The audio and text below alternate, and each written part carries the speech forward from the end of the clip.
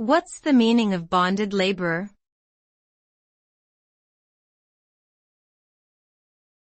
Bonded labor.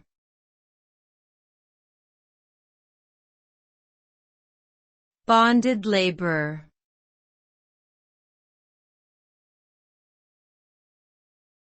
Bonded laborer.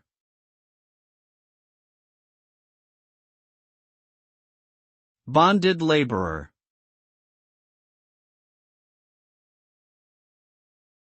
A bonded laborer is a person who is forced to work for little or no pay, often as a result of debt bondage.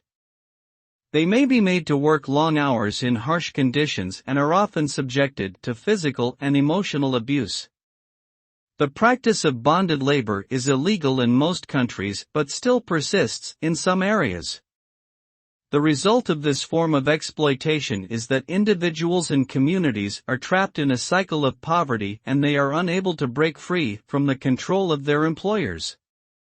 Bonded laborers are deprived of their basic human rights and are denied the opportunity to live with dignity and respect.